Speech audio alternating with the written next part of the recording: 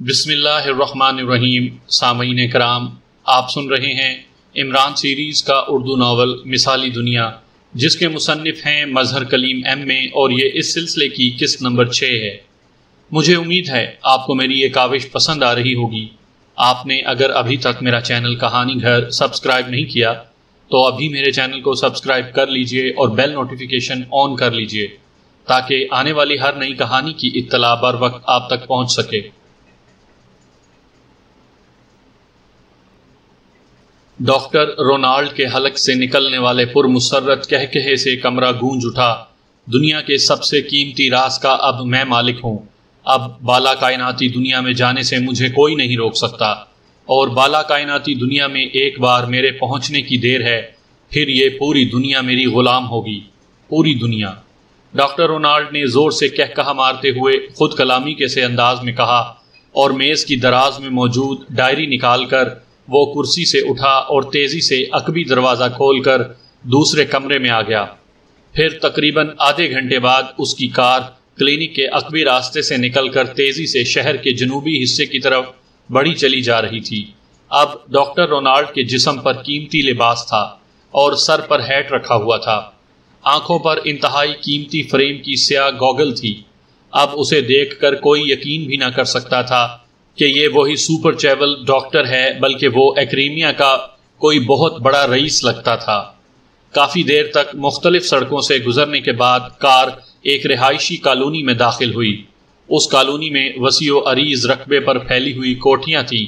उन कोठियों के रकबे और उनकी तामीर से ही अंदाज़ा होता था कि ये इंतहाई मतमूल अफराद की कॉलोनी है। एक शानदार कोठी के बंद गेट पर जाकर डॉक्टर रोनाल्ड ने कार रोकी और फिर 3 बार मखसूस अंदाज में उसने हारन बजाया तो फाटक खुद ब खुद खुलता चला गया। डॉक्टर कार अंदर ले गया और उसे पोर्च में जाकर रोक दिया। बरामदे में 4 मशीन गन्नों से मुसल्लह एक्रेमी नौजवान खड़े थे। कोई ख़ास बात तो नहीं मार्टिन? डॉक्टर रोनाल्ड ने कार से नीचे उतरते ही एक नौजवान से मुखातिब होकर कहा। नो प्रॉब्लम बॉस, उस नौजवान ने मौदबाना अंदाज में जवाब दिया और डॉक्टर रोनाल्ड सर हिलाता हुआ अंदरूनी हिस्से की तरफ बढ़ गया। चंद लम्हों बाद वो एक कमरे में दाखिल हुआ तो वहां मौजूद एक लंबे कद और चौड़े जिस्म का नौजवान चौंक कर उठ खड़ा हुआ। नौजवान की आंखों में बेपनाह चमक थी, लेकिन चेहरे पर जख्मों के इस कदर निशानात थे कि पूरा चेहरा उन निशानात से भरा पड़ा नजर आता था, और उन जख्मों की वजह से वो खासा खौफनाक दिखाई देता था। तुम्हारे चेहरे पर मौजूद मुसर्रत बता रही है डॉक्टर कि आज तुम किसी बात पर बेहद खुश हो। क्या बात है? कोई मोटी असामी फंस गई है? नौजवान ने कुर्सी से उठते हुए मुस्कुरा कर कहा। हाँ अर्थर, एक ऐसी असामी फंसी है कि बस यूं समझो कि पूरी दुनिया की दौलत अब हमारे कदमों तले है। डॉक्टर रोनाल्ड ने इंतहाई मुसर्रत भरे लहजे में कहा और आर्थर के सामने कुर्सी घसीट कर बैठ गया। अच्छा, इतने खुश तो तुम कभी नजर नहीं आए। हुआ क्या है? आर्थर ने हैरत भरे लहजे में कहा। एक ऐसा राज हाथ लगा है कि जिसकी अहमियत का तुम अंदाज़ा ही नहीं कर सकते, डॉक्टर रोनाल्ड ने कहा, और उसके साथ ही उसने मार्गरेट और एंथनी की क्लिनिक में आमद और फिर उनसे होने वाली गुफ्तगू के साथ साथ डायरी के मुतल्लिक भी बता दिया। बाला कायनाती दुनिया, मगर वहाँ जाने से क्या होगा? क्या वहाँ ख़जाने मौजूद हैं? आर्थर ने हैरत भरे लहजे में कहा। ख़जाने ही ख़जाने पार्टनर, इक़्तिदार और मुकम्मल इक़्तिदार।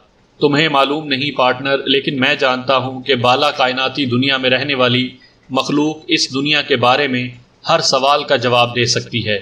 वो इस दुनिया के बारे में सब कुछ जानते हैं जो इस दुनिया के लोग नहीं जानते। समंदर और ज़मीन की तहों में छुपे हुए बेशकीमत ख़जाने और लोगों के जहनों और दिलों को मसख्खर करने के राज वो सब कुछ जानते हैं।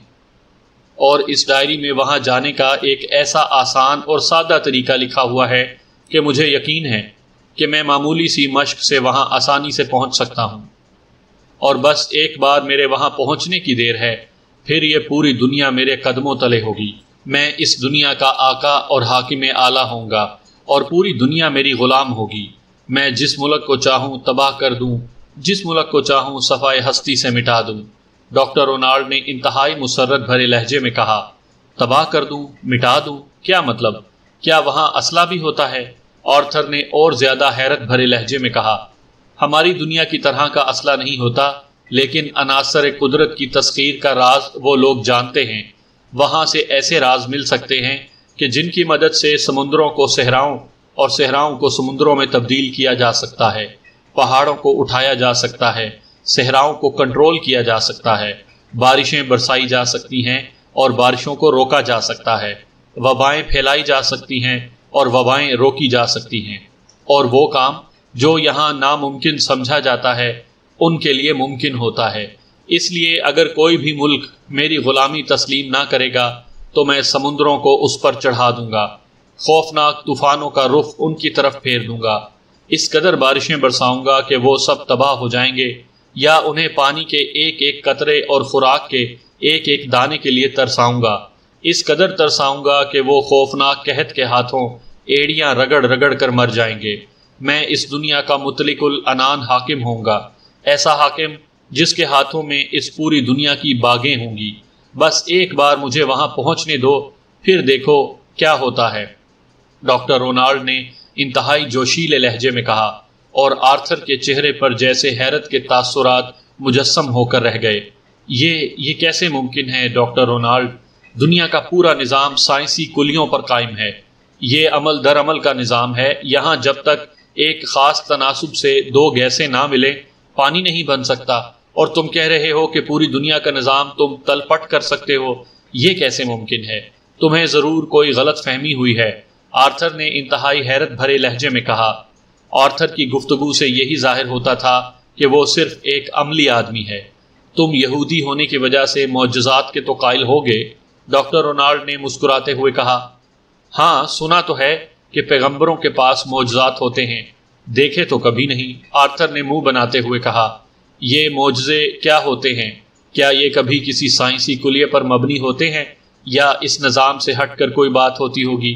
ڈاکٹر رونالڈ نے باقاعدہ دلیل دیتے ہوئے کہا۔ ظاہر ہے ہٹ کر ہی ہوتے ہوں گے، اس لیے معجزے کہلائے جاتے ہیں، آرتھر نے جواب دیا۔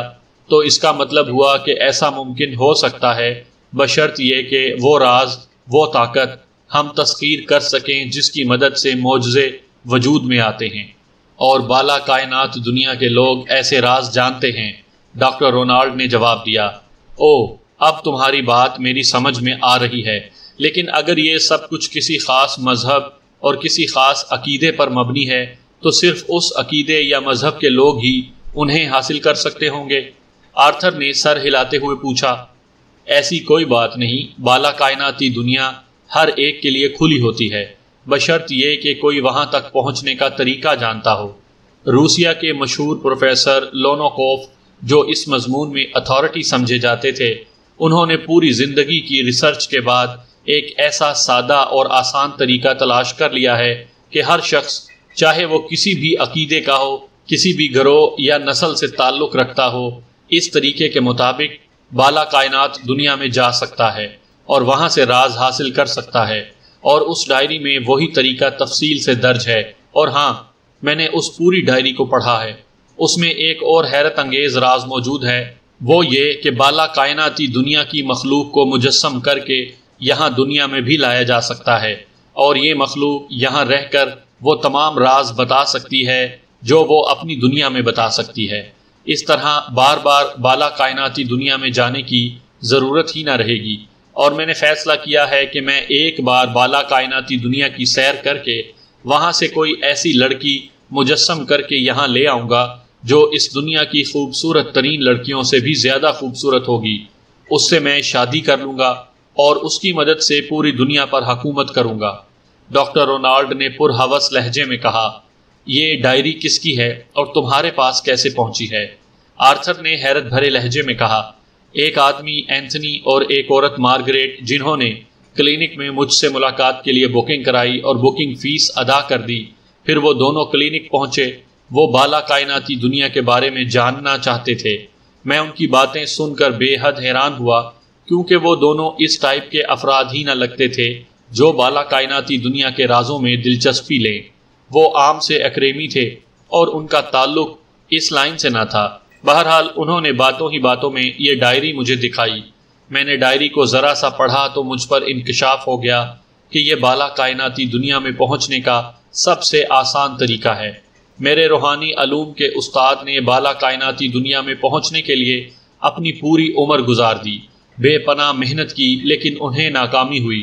وہ سب ایک خاص حد تک جا سکے، اس سے آگے تک نہ پہنچ سکے۔ میں نے 10 سال تک ان کی خدمت کی ہے اور اکثر بالا کائناتی دنیا اور وہاں تک پہنچنے کے بارے میں ان سے باتیں ہوتی رہی تھیں، اس لیے میں ان سب طریقوں اور وہاں کے رازوں سے واقف تھا، لیکن یہ طریقے اس قدر مشکل اور پیچیدہ تھے کہ کم از کم میں ان پر عمل کرنے کی ہمت ہی نہ کر سکتا تھا۔ چنانچہ باوجود خواہش کے میں نے اس پر پوری توجہ نہ دی۔ تمہیں یاد ہوگا کہ کچھ عرصہ قبل میں روس گیا تھا تاکہ وہاں روحانیت پر ہونے والی ریسرچ کے متعلق آگاہی حاصل کر سکوں۔ وہاں میری ملاقات یونیورسٹی کے ایک پروفیسر سے ہو گئی جن کا نام یونوکوف تھا، اور مجھے جب معلوم ہوا کہ وہ بالا کائناتی دنیا کے موضوع پر اتھارٹی سمجھے جاتے ہیں تو میں نے ان سے اس موضوع پر کھل کر گفتگو کی۔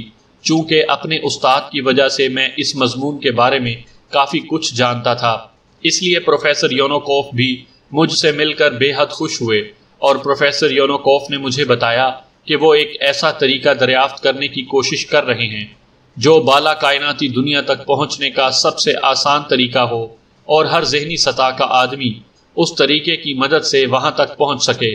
تو میں نے ان سے درخواست کی تھی کہ وہ مجھے اس بارے میں ضرور آگاہ کریں گے، اور انہوں نے وعدہ بھی کر لیا تھا، لیکن پھر اطلاع ملی کہ وہ سیڑھیوں سے گر کر ہلاک ہو گئے تھے۔ تو میں خاموش ہو گیا، لیکن اس ڈائری کو پڑھتے ہی مجھے معلوم ہو گیا کہ یہ وہی طریقہ ہے جس کا ذکر پروفیسر یونوکوف نے کیا تھا۔ اس میں پروفیسر یونوکوف کا حوالہ بھی درج ہے۔ چنانچہ میں نے فوری طور پر اس ڈائری پر قبضہ کرنے کا پلان تیار کیا اور ان دونوں آنے والوں سے 1 گھنٹے کی مہلت مانگی تاکہ میں اس پر غور کر سکوں۔ وہ 1 گھنٹے کے بعد آنے کا کہہ کر چلے گئے تو میں نے ویلز کو حکم دیا کہ ان دونوں کو اس طرح ہلاک کر دیا جائے کہ ہم پر شبہ نہ ہو سکے۔ ویلز کے بارے میں تم جانتے ہو کہ وہ ان معاملات میں کس قدر تیز ہے۔ اس نے کنگ جو سے رابطہ کیا اور ان دونوں کو ایک کلب میں گولی مار کر ہلاک کرا دیا۔ کلینک میں ان کے آنے کا ریکارڈ میں نے ضائع کرا دیا۔ اس طرح اب یہ ڈائری مکمل طور پر میری ملکیت میں آ چکی ہے۔ اب مجھے نہیں معلوم کہ اس عورت نے یہ ڈائری کہاں سے حاصل کی۔ بہرحال یہ ڈائری موجود ہے اور میرے پاس ہے، ڈاکٹر رونالڈ نے تفصیل بیان کرتے ہوئے کہا۔ ویری گڈ، تمہاری یہی عادت مجھے پسند ہے کہ تم اہم معاملات میں نہ صرف فوری فیصلہ کرتے ہو بلکہ اس پر فوری عمل درآمد بھی کر ڈالتے ہو، اور مجھے تمہاری صلاحیتوں کا بھی بخوبی علم ہے، اس لیے مجھے یقین ہے کہ یہ بالا کائناتی دنیا میں پہنچنے اور وہاں سے کسی کو مجسم کر کے یہاں لانے میں کامیاب بھی ہو جاؤ گے، اور پھر پوری دنیا کے حاکم اعلیٰ بھی بن جاؤ گے۔ لیکن تمہیں مجھ سے ایک وعدہ کرنا ہوگا، آرتھر نے کہا۔ کیسا وعدہ پارٹنر؟ ڈاکٹر رونالڈ نے چونک کر پوچھا۔ یہی کہ جب تم دنیا پر مکمل اقتدار حاصل کر لو تو تم نے سب سے پہلے پوری دنیا سے مسلمانوں کا مکمل خاتمہ کرنا ہے اور پوری دنیا پر یہودیوں کو غلبہ دلوانا ہے، آرتھر نے جواب دیتے ہوئے کہا۔ اس میں وعدہ کرنے کی ضرورت ہی نہیں ہے، میں بھی تو یہودی ہوں، اس لیے سب سے پہلا کام بھی میرا یہی ہوگا، لیکن اس کام کے لیے مجھے کم از کم 1 ہفتہ تنہائی میں اس کی مسلسل مشق کے لیے چاہیے، اور اس 1 ہفتے میں مجھے مکمل طور پر تنہا رہنا ہوگا۔ کلینک تو ویلز سنبھال لے گا، لیکن ہمارے اصل بزنس کا کیا ہوگا؟ کیا تم اکیلے اسے سنبھال لو گے؟ ڈاکٹر رونالڈ نے کہا۔ او واقعی، یہ بات تو میں بھول ہی گیا تھا کہ آئندہ چند روز تو تم نے انتہائی اہم کاروباری ملاقاتیں کرنی ہیں۔ کیا تم اپنا یہ مشن 1-2 ہفتوں تک ملتوی نہیں کر سکتے؟ ڈائری تو تمہارے پاس ہی ہے، جب فارغ ہو جانا تو پھر اطمینان سے مشقیں کر لینا۔ ان ملاقاتوں میں تمہاری بے حد ضرورت ہے، اور اگر تم شامل نہ ہوئے تو بہت بڑا بزنس لاس بھی ہو سکتا ہے۔ آرتھر نے سر ہلاتے ہوئے کہا۔ نہیں، اب مجھے کسی نقصان کی پرواہ نہیں ہے پارٹنر۔ اسلحے کی بین الاقوامی سمگلنگ اب میرے لیے ایک حقیر سی بات ہو گئی ہے، بلکہ میں تو کہوں گا کہ اب ریڈ فاکس کو تم اکیلے ہی سنبھال لو۔ میں خوشی سے تمہیں اس کی اجازت دیتا ہوں۔ ڈاکٹر رونالڈ نے پرجوش لہجے میں کہا۔ نہیں ڈاکٹر، ریڈ فاکس تمہاری قائم کردہ تنظیم ہے، اور تم نے اپنی بے پناہ صلاحیتوں کی وجہ سے اس وقت اسے بین الاقوامی تنظیم بنا دیا ہے۔ میرا کیا ہے، میں تو فیلڈ کا آدمی ہوں۔ یہ ٹھیک ہے کہ اس دھندے میں تمہارا پارٹنر ہوں، لیکن جس طرح تم اسے چلا رہے ہو اس طرح میں نہیں چلا سکتا، اس لیے اگر تم اس سے علیحدہ ہوگے تو سب کچھ ختم ہو جائے گا۔ آرتھر نے سر ہلاتے ہوئے کہا، تم ایسا کرو آرتھر کہ ساری ملاقاتیں منسوخ کر دو، ہونے دو جتنا نقصان ہوتا ہے، مجھے اب اس کی پرواہ نہیں ہے۔ اگر میں اپنے مقصد میں کامیاب ہو گیا تو پھر تم جانتے ہو کہ ریڈ فاکس میرے سامنے کیا حیثیت رکھے گی۔ ڈاکٹر رونالڈ نے کہا، تمہاری بات درست ہے، مگر دوسرا رخ بھی دیکھ لو، اگر تم کامیاب نہ ہو سکے تو کیا نقصان برداشت کر سکو گے؟ آرتھر نے کہا، اس کی فکر مت کرو، ڈاکٹر رونالڈ میں اتنی صلاحیتیں موجود ہیں کہ اگر وہ معمولی سی تنظیم کو بین الاقوامی پیمانے پر لے جا سکتا ہے تو اس نقصان کو بھی برداشت کر سکتا ہے۔ ویسے تم خود یہ ملاقاتیں کرو اور خود ہی فیصلے کرو، پھر جو ہوگا دیکھا جائے گا۔ ڈاکٹر رونالڈ نے پرجوش لہجے میں کہا، ٹھیک ہے، کینسل کرنے سے بہتر ہے کہ میں خود انہیں اٹینڈ کر لوں۔ آرتھر نے رضامند ہوتے ہوئے کہا، میں تمہارے پاس آیا بھی اسی لیے تھا کہ اب جب تک میں کامیاب نہ ہو جاؤں میں کسی کے سامنے نہ آؤں گا، تم سے بھی میرا کوئی رابطہ نہ ہوگا، اس لیے تم پریشان نہ ہونا اور اپنا کام جس طرح بھی کر سکتے ہو کرتے رہنا، میری طرف سے کھلی اجازت ہے۔ ڈاکٹر رونالڈ نے کہا، لیکن تم کہاں یہ مشق کرنا چاہتے ہو؟ آرتھر نے حیران ہو کر پوچھا۔ اسی دنیا سے مکمل کٹ کر مکمل تنہائی میں، اور ایسی جگہ میرے پاس موجود ہے، تم اس کی فکر مت کرو۔ ہاں، ایک بات کا خیال رکھنا، کلینک میں ویلز سے رابطہ رکھنا، میں ویلز کو مکمل ہدایات دے دوں گا، وہ سب کو میرے متعلق یہی بتائے گا کہ میں ملک سے باہر گیا ہوا ہوں اور میری واپسی کا کوئی علم نہیں ہے، لیکن ہو سکتا ہے کہ مارگریٹ اور اینتھنی کی ہلاکت کے سلسلے میں پولیس وغیرہ کو ان کی کلینک میں آمد کا علم ہو جائے اور وہ ویلز کو تنگ کریں تو تم انہیں سنبھال لینا۔ ڈاکٹر رونالڈ نے کہا، اس کی تم فکر نہ کرو، سب ٹھیک ہو جائے گا۔ اب تمہارا پارٹنر اور ریڈ فاکس کا سیکنڈ چیف آرتھر اتنا گیا گزرا بھی نہیں کہ پولیس کو نہ سنبھال سکے۔ آرتھر نے مسکراتے ہوئے کہا، اور ڈاکٹر رونالڈ بھی مسکراتا ہوا مڑا اور تیز تیز قدم اٹھاتا بیرونی دروازے کی طرف بڑھ گیا۔ کنگ جو کلب ایکریمیا کے دارالحکومت ویلنگٹن کا سب سے بدنام کلب تھا، اور اس کلب کے متعلق مشہور تھا کہ اس کلب میں داخل ہونے والا جسم اور جان کے رشتے میں منسلک داخل ہوتا ہے، لیکن باہر نکلتے وقت ضروری نہیں کہ جسم اور جان کا رشتہ برقرار بھی رہے۔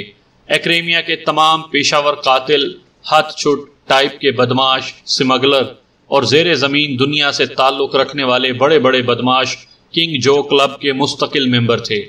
کنگ جو کا وسیع و عریض حال جرائم پیشہ افراد اور طوائف ٹائپ کی عورتوں سے کھچا کھچ بھرا ہوا تھا۔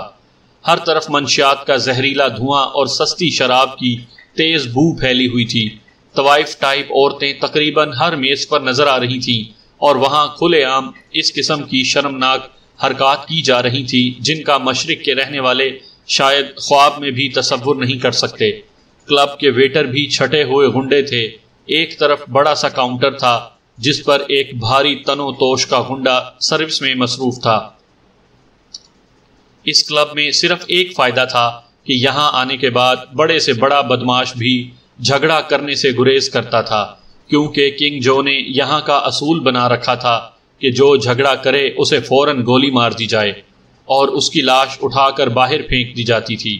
جھگڑا کرنے والا چاہے کتنا ہی بڑا بدماش یا با اثر آدمی کیوں نہ ہو، اسے گولی مارنے میں ایک لمحے کے لیے بھی تذبذب سے کام نہیں لیا جاتا تھا، اور اس مقصد کے لیے کلب کی دیواروں کے ساتھ 4 غنڈے ہاتھوں میں مشین گن اٹھائے گھومتے پھرتے رہتے تھے۔ یہ غنڈے سرخ رنگ کی جیکٹیں پہنتے تھے اور اس لیے انہیں سرخ قاتل کہا جاتا تھا۔ کنگ جو اس کلب کا مالک تھا اور وہ پیشہ ور قاتلوں کی ایک بڑی تنظیم کا سربراہ تھا۔ اس کا نام بھی پورے ویلنگٹن میں دہشت بن چکا تھا۔ عمران، ٹائیگر، جوزف اور جوانا کے ساتھ ایکریمیا پہنچ چکا تھا، اور فورن ایجنٹ رابرٹ ایڈیسن نے اسے جو رپورٹ دی تھی اس کے مطابق یہ بات حتمی طور پر ثابت ہو گئی تھی کہ مارگریٹ اور اس کے ساتھی اینتھنی کو لارین کلب میں کنگ جو کے آدمی نے ہی گولی ماری تھی، لیکن اس کا نام رابرٹ ایڈیسن باوجود کوشش کے معلوم نہ کر سکا تھا۔ کنگ جو کلب کے بارے میں بھی تمام تفصیلات رابرٹ ایڈیسن نے دی تھیں۔ رابرٹ ایڈیسن نے پولیس کے پاس مارگریٹ کے سامان کی چیکنگ بھی کی تھی، مگر اس سامان میں کوئی ڈائری نہ ملی تھی، اور نہ ہی مارگریٹ کی رہائش گاہ کی تلاش کے دوران ایسی کوئی ڈائری دستیاب ہوئی تھی۔ جبکہ عمران کو یقین تھا کہ مارگریٹ نے یقیناً پروفیسر نورس کی ڈائری حاصل کی ہوگی، جس میں اس نے پروفیسر یونوکوف کا بالا کائناتی دنیا میں جانے کا آسان طریقہ درج کیا ہوا ہوگا۔ ڈائری کا خیال اسے اس لیے آیا تھا کہ پروفیسر نورس ایک عام سطح کا آدمی تھا، وہ باقاعدہ فائل وغیرہ نہیں بنا سکتا تھا۔ اس کی تفصیلات کے مطابق اس نے یہ سب کچھ یقیناً کسی چھوٹی سی ڈائری میں لکھ کر ہی محفوظ کیا ہوگا۔ ویسے بھی پروفیسر نورس کی لاش جس کمرے میں پڑی تھی اس کی الماری کے اندر ایک چھوٹا سا خفیہ خانہ کھلا ہوا تھا اور اس خانے میں فائل کے بجائے کوئی ڈائری ہی آ سکتی تھی۔ چنانچہ عمران نے بذات خود کنگ جو سے مل کر اس سے مارگریٹ کے اس قتل کے بارے میں تفصیلات معلوم کرنے کا فیصلہ کر لیا۔ چنانچہ رابرٹ ایڈیسن سے ملنے کے بعد عمران ہوٹل واپس آیا، جہاں ٹائیگر، جوزف اور جوانا اس کا انتظار کر رہے تھے۔ کنگ جو اور اس کے کلب کے متعلق کتنا جانتے ہو جوانا؟ عمران نے جوانا سے مخاطب ہو کر پوچھا۔ کنگ جو ایک عام سا بدماش تھا اور کلب بھی معمولی سا تھا۔ کیوں؟ جوانا نے چونک کر پوچھا۔ مگر جب عمران نے کلب اور کنگ جو کے متعلق وہ ساری تفصیلات جوانا کو بتائیں تو وہ بے حد حیران ہوا۔ ظاہر ہے باس، جب شیر جنگل سے چلا جائے تو گیدڑوں کو بھی شیر بننے کا موقع مل جاتا ہے۔ جوانا نے منہ بناتے ہوئے کہا، ارے بس ایک ہی شیر کافی ہے، میرا مطلب ہے ٹائیگر۔ بہرحال اب کنگ جو سے میں نے معلومات حاصل کرنی ہیں، کیا تم میرے ساتھ چلو گے یا میں ٹائیگر کو ساتھ لے جاؤں؟ عمران نے مسکراتے ہوئے کہا، میں آپ کے ساتھ چلوں گا باس، مجھے یقین ہے کہ ابھی یہاں کے جرائم پیشہ لوگ جوانا کو بھولے نہ ہوں گے۔ جوانا نے کہا اور عمران نے اسبات میں سر ہلا دیا، اور پھر وہ چاروں ایک ٹیکسی میں بیٹھ کر کنگ جو کلب کی طرف روانہ ہو گئے۔ اور جب وہ کلب میں داخل ہوئے تو واقعی وہاں کا وہی نقشہ تھا جو رابرٹ ایڈیسن نے بتایا تھا۔ واہ، کیا خوبصورت اور دلکش ماحول ہے! عمران نے ہال میں داخل ہوتے ہی مسکرا کر کہا، اور جوانا اور ٹائیگر دونوں بے اختیار مسکرا دیے۔ کنگ جو کہاں ہے؟ جوانا نے کاؤنٹر پر پہنچ کر سخت لہجے میں کاؤنٹر مین سے پوچھا، اور کاؤنٹر مین چونک کر اس طرح جوانا کو دیکھنے لگا جیسے اسے حیرت ہو رہی ہو کہ کیا کوئی آدمی کنگ جو کلب میں بھی اس انداز میں بات کر سکتا ہے۔ سنو، تم جو کوئی بھی ہو، خاموشی سے کان دبا کر یہاں سے واپس چلے جاؤ۔ گرینڈ ماسٹر کا نام اس طرح توہین آمیز لہجے میں لینے والا دوسرا سانس نہیں لیا کرتا، کاؤنٹر مین نے غراتے ہوئے کہا۔ مگر دوسرے لمحے ہال تھپڑ کی زوردار آواز اور کاؤنٹر مین کی خوفناک چیخ سے گونج اٹھا۔ جوانا کا تھپڑ اس قدر زوردار اور بھرپور تھا کہ بھاری تن و توش کا کاؤنٹر مین تھپڑ کھا کر تقریباً اڑتا ہوا کافی دور شرابوں کے ایک ریک پر جا گرا۔ حرام زادے، ماسٹر کلرز کے جوانا کے سامنے بکواس کرتے ہو؟ جوانا نے انتہائی بفرے ہوئے لہجے میں چیخ کر کہا، اور اس کے ساتھ ہی اس نے جھٹکے سے آگے بڑھ کر اٹھتے ہوئے کاؤنٹر مین کو گردن سے پکڑا، اور دوسرے لمحے بھاری تن و توش کا کاؤنٹر مین کاؤنٹر کے پیچھے سے نکل کر ہوا میں اڑتا ہوا ہال کی ایک ٹیبل پر زوردار دھماکے سے گرا اور پھر پلٹ کر نیچے جا گرا۔ ہال میں ایک لمحے کے لیے موت کا سا سکوت چھا گیا، مگر دوسرے لمحے ہال مشین گن اور مشین پسٹلز کی مسلسل فائرنگ اور انسانی چیخوں سے گونج اٹھا، اور چاروں کے چاروں گنڈے چیختے ہوئے فرش پر گرے اور بری طرح تڑپنے لگے۔ کچھ گولیاں جوانا اور عمران کے درمیان سے گزر کر عقبی دیوار سے جا ٹکرائی تھیں۔ پہلے فائرنگ ان چاروں میں سے ایک گنڈے نے کی تھی۔ وہ شاید جوانا کو کلب کے اصول کے مطابق جھگڑا کرنے پر گولی مارنا چاہتا تھا، لیکن عمران نے اچانک زور سے جوانا کو دھکا دے کر ایک طرف کر دیا، اور گولیاں ان دونوں کے درمیان سے گزرتی ہوئی عقبی دیوار سے جا ٹکرائیں۔ مگر دوسرے لمحے جوزف اور ٹائیگر کی طرف سے آٹومیٹک پسٹلز کی فائرنگ کے نتیجے میں وہ چاروں مسلح گنڈے چیختے ہوئے نیچے گرے اور چند لمحے تڑپنے کے بعد ساکت ہو گئے۔ ان کے جسم گولیوں سے چھلنی ہو چکے تھے۔ حال میں موجود ہر آدمی کا چہرہ یکلخت زرد پڑ گیا تھا۔ وہ اس طرح جوانا، جوزف، ٹائیگر اور عمران کو دیکھ رہے تھے جیسے یہ لوگ دوسری دنیا کے افراد ہوں۔ کاؤنٹر مین بھی اب اٹھ کر حیرت بھرے انداز میں کبھی جوانا کو دیکھتا اور کبھی ان چاروں لاشوں کی طرف۔ اسے بھی شاید سمجھ نہیں آ رہی تھی کہ یہ سب کچھ کیسے ہو گیا۔ بتاؤ کہاں ہے وہ چوہا کنگ جو؟ جوانا نے پہلے سے زیادہ بفرے ہوئے لہجے میں کہا، اور پھر اس سے پہلے کہ وہ کاؤنٹر مین یا کوئی اور اس کے سوال کا جواب دیتا، ہال کی مشرقی سمت لکڑی کی گیلری میں ایک لمبے قد اور بھاری جسم کا آدمی نمودار ہوا۔ اس کا چہرہ غصے کی شدت سے تقریباً مسخ سا ہو رہا تھا۔ اس کے جسم پر براؤن رنگ کی جیکٹ اور جینز بھی تھی۔ کون ہو تم اور میرے محافظوں کو مارنے کی جرت کس نے کی ہے؟ اس آدمی نے چیختے ہوئے کہا، ساتھ ہی وہ حیرت سے آنکھیں پھاڑ کر اپنے آدمیوں کی لاشیں دیکھ رہا تھا۔ او تم کنگ جو، نیچے آؤ اور میرا استقبال کرو، میں جوانا ہوں، ماسٹر کلرز کا جوانا۔ جوانا نے انتہائی فخریہ لہجے میں کہا، جوانا، ماسٹر کلرز، او تم تو واقعی جوانا ہو، او تم کہاں سے آ گئے؟ کنگ جو کے لہجے میں اس بار بے پناہ حیرت تھی۔ میں کہہ رہا ہوں نیچے آؤ، جوانا نے اور غصیلے لہجے میں کہا۔ ٹونی، جوانا اور اس کے ساتھیوں کو انتہائی عزت و احترام سے میرے دفتر لے آؤ اور سنو، لاشیں غائب کر دو۔ ماسٹر کلرز کے جوانا کو یہ حق حاصل ہے کہ وہ یہاں قتل و غارت کر سکتا ہے۔ کنگ جو نے چیخ کر اس کاؤنٹر مین سے کہا اور دوسرے لمحے وہ تیزی سے مڑا اور گیلری سے غائب ہو گیا۔ آئیے جناب۔ تھپڑ کھانے والے کاؤنٹر مین نے اس بار آگے بڑھ کر انتہائی مؤدبانہ لہجے میں کہا، اور حال میں موجود افراد بھی حیرت سے جوانا کو دیکھ رہے تھے۔ اب ان سب کے چہروں پر شدید خوف کے تاثرات نمایاں ہو گئے تھے۔ شاید وہ سب ماسٹر کلرز کے بارے میں جانتے تھے، لیکن شاید انہوں نے جوانا کو پہلی بار دیکھا تھا۔ اسے بلاؤ یہاں، سمجھے؟ میں کہہ رہا ہوں اسے بلاؤ، ورنہ میں اس کلب کے پر خچے اڑا دوں گا۔ جوانا نے اور زیادہ غصے سے چیختے ہوئے کہا، ارے آؤ، وہ کنگ ہے، یہ اس کی سلطنت ہے، کچھ تو اس کی بادشاہت کی عزت بھی قائم رہنے دو، آؤ اسی کے پاس چلتے ہیں۔ عمران نے ایسے لہجے میں کہا جیسے وہ ان دونوں کے درمیان بیچ بچاؤ کرا رہا ہو۔ جیسے کہو باس، ورنہ میں اسے یہاں آنے پر مجبور کر دیتا۔ جوانا نے سر ہلاتے ہوئے کہا اور ٹونی کے ساتھ چلتے ہوئے وہ ایک راہداری میں سے گزر کر ایک دروازے میں داخل ہوئے تو وہ کنگ جو کے دفتر میں پہنچ چکے تھے۔ کنگ جو میز کے پیچھے کرسی پر بیٹھا شراب کی بوتل منہ سے لگائے شراب پینے میں مصروف تھا۔ آؤ جوانا آؤ، میں تمہارا انتظار ہی کر رہا تھا۔